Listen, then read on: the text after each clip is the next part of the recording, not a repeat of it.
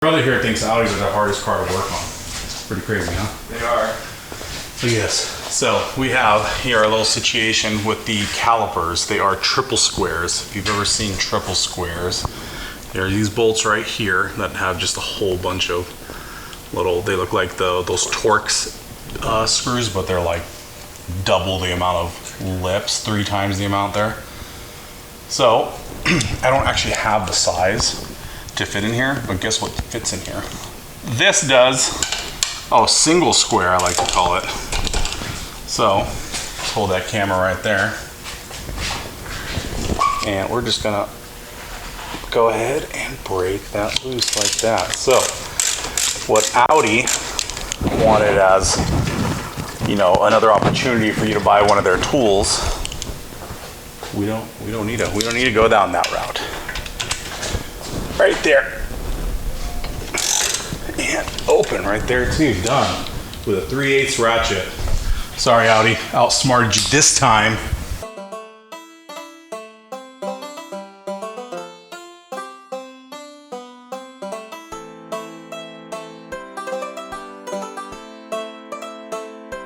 Hey everyone, welcome back to another episode of Auto Laboratory.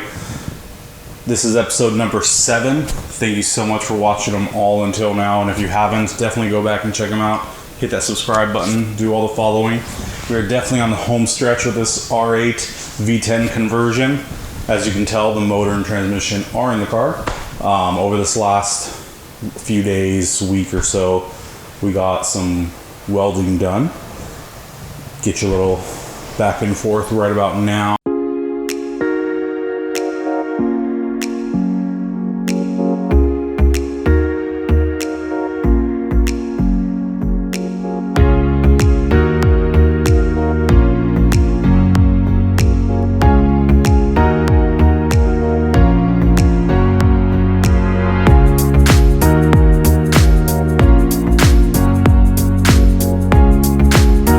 All that fun stuff.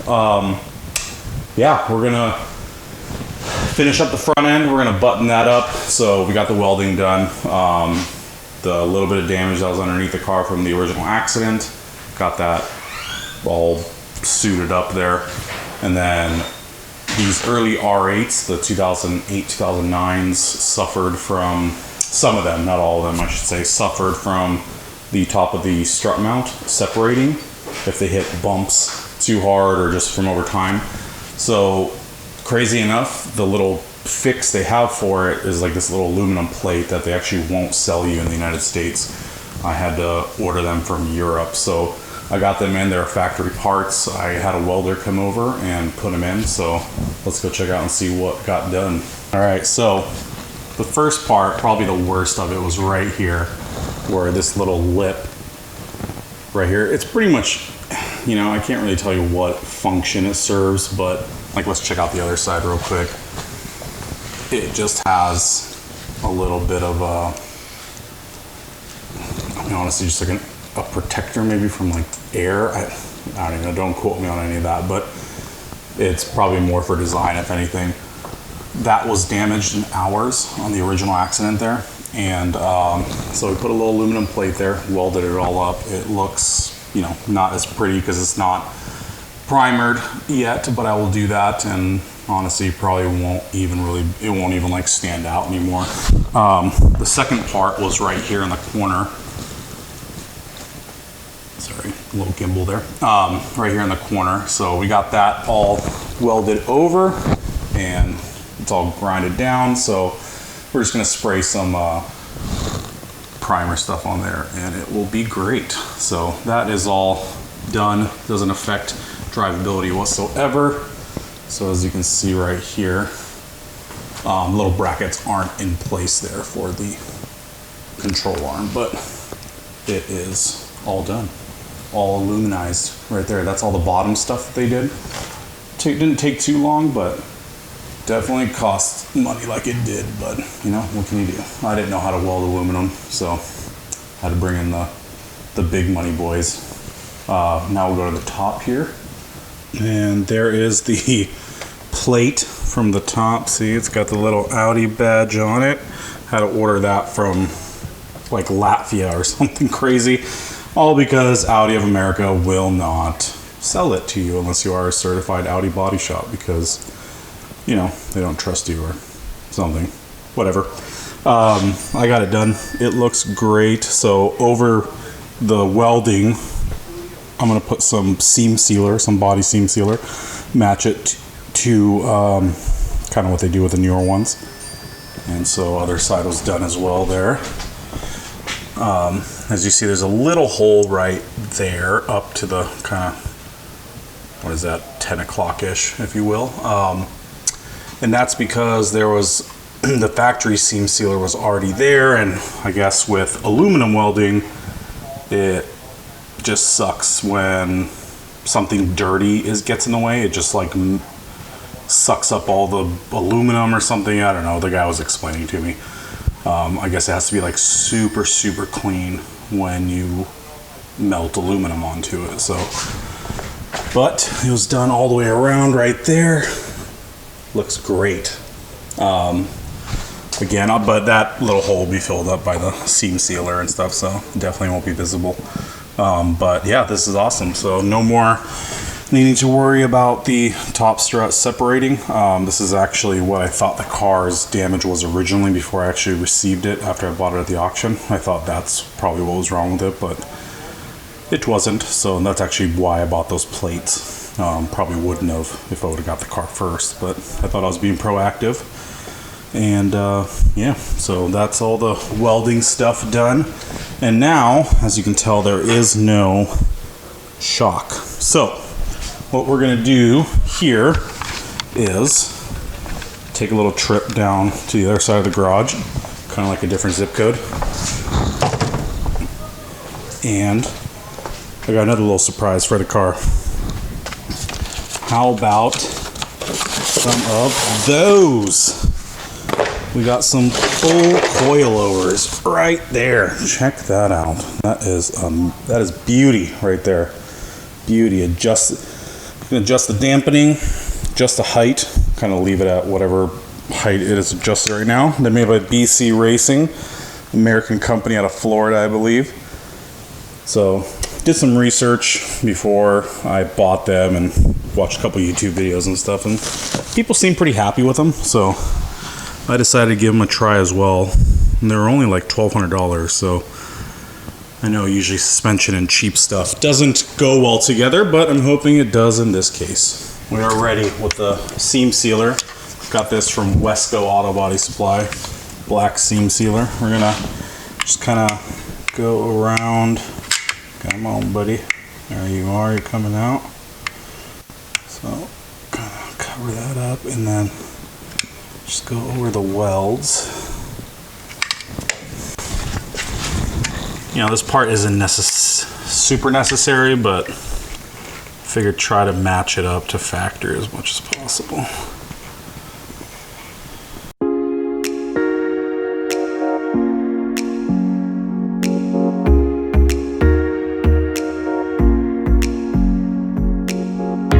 Kind of make it look factory there. Kind of brush it with your finger.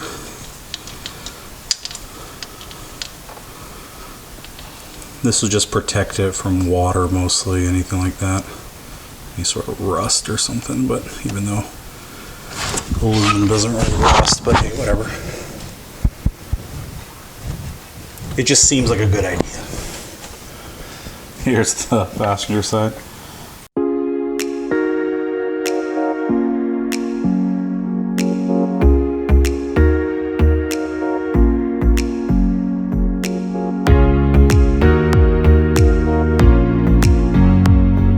Stuff's real sticky. This is like RTV gasket maker on crack. It's actually the first time I've ever messed with anything like this.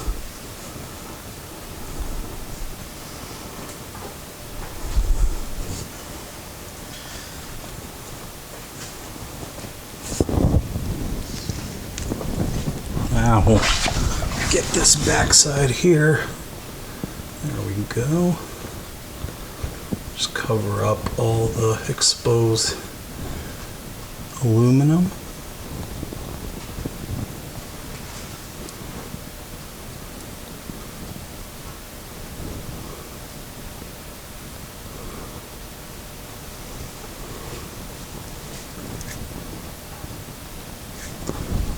Beautiful. We just ignore noises like that. Let's see what we got here. Tell me this doesn't look factory. Well, actually I'll show you what it looks like after it's all done, but once it's like, gonna let that sit overnight probably to dry up, and then I'll hit it with just some black kind of primer spray. Just seal it up fully and we'll be awesome, good to go. So first things first here, we're gonna get the radiator support painted the semi-gloss black again. Gotta get some coats on there. There you go, just a little tack coat first. All right, so we're going to continue our coats on this radiator support.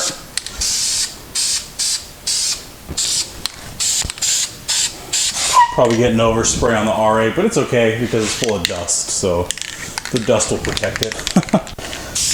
And if it doesn't, well, we'll do a little paint correction.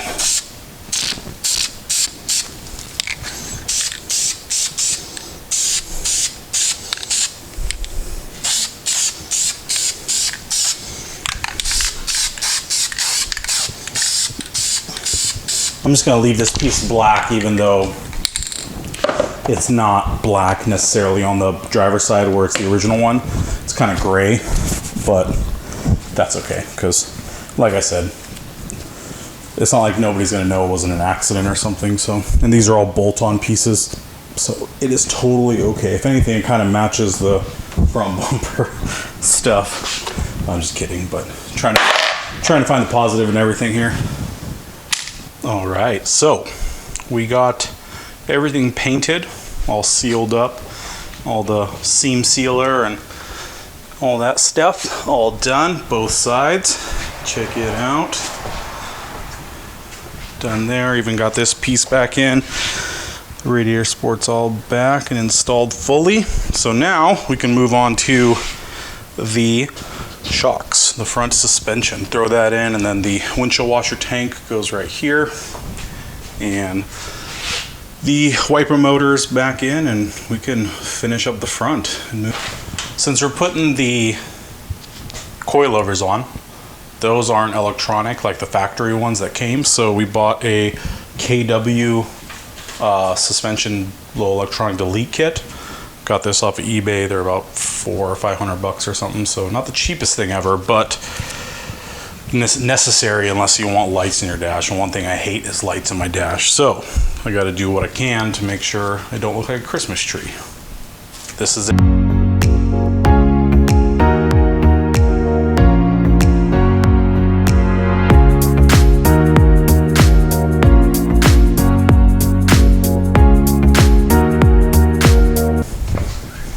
All right, so now that we got the canceller in there, we can go ahead and throw the shock in the front, the coilover.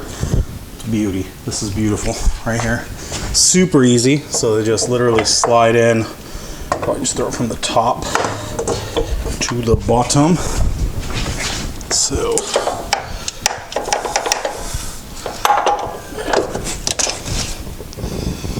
just like that.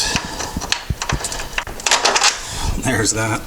And then the bottom one is probably just lift up on this guy a little bit. You know what? We're going to need a jack for that. Hold on.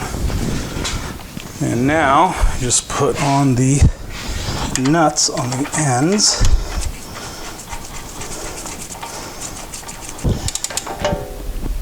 And we go to German spec on everything, which is good and tight.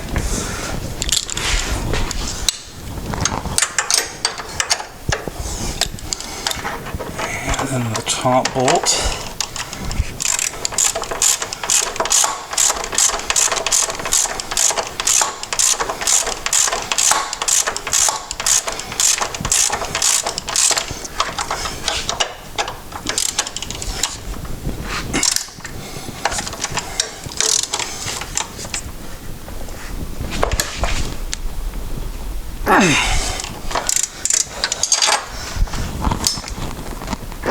Okay, that is it. That corner is done.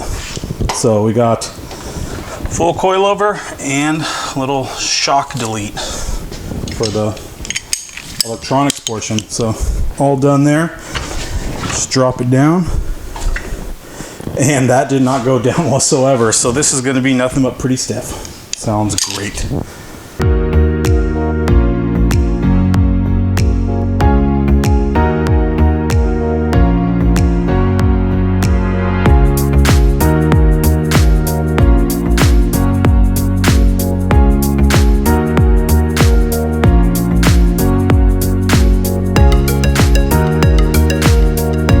Alright guys, so front end is complete with the suspension put in, wheels back on, fender liners are in.